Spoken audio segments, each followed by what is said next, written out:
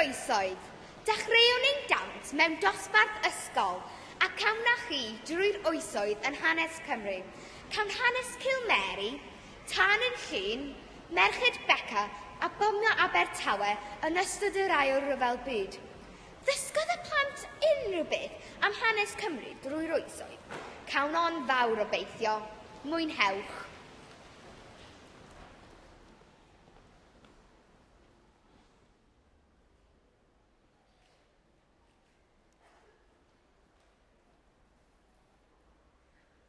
Pan oeddwn ni rhyw flwydd neu ddwy yn iau, a minnau'n fachgen goch bach di fai. Mi awn i'r ysgol fel pob bachgen bach da, drwy niwl a glaw boed deia neu boed ha. Ond yn yr ysgol mi listen to history, listen geography, listen English o hyd ac o hyd, ac am ddysgu lesson yn Welsh fel y deg, mae Cymrogan oer y hyd. Mi nos fan hyn Lladwyd Llywelyn, Lys i danwyr yn dan tawela fan hyn a welodd Llywelyn, camodd ar y cerig hyn. Mi nos fan hyn o'r golwg nesau'r gelyn, mewn aed y cyfan.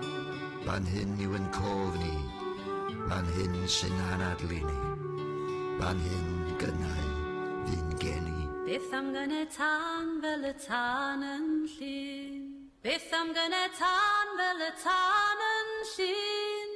Tân yn ein calon a tân yn ein gwaith, tân yn ein crefydd a tân dros ein hiaith. DJ Saunders a Valentine, dyna i chi dan gynhywyd gan y rhain. Tân yn y gogledd yn ymestyn lawr i'r de, tân oedd yn gyffro drwy bob lle.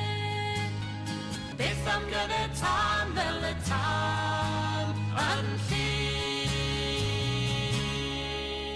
Byddwn ffyddlon ein gwlad, am ddiffynon ein tir, pob gormes a brad, maen nhw'n gredu'n y gwir. Tra bo hael yn y nen, tra bo dirwyn i'n ben, be fydd ysbryd Rebeca'n fyw yn yr efail.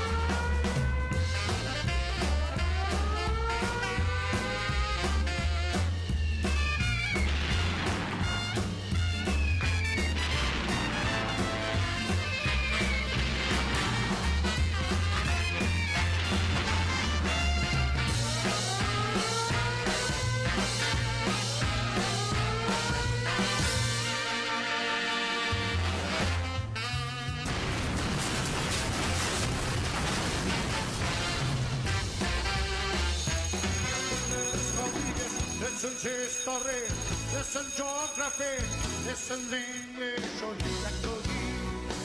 Ambell i lesson, dim ond ambell i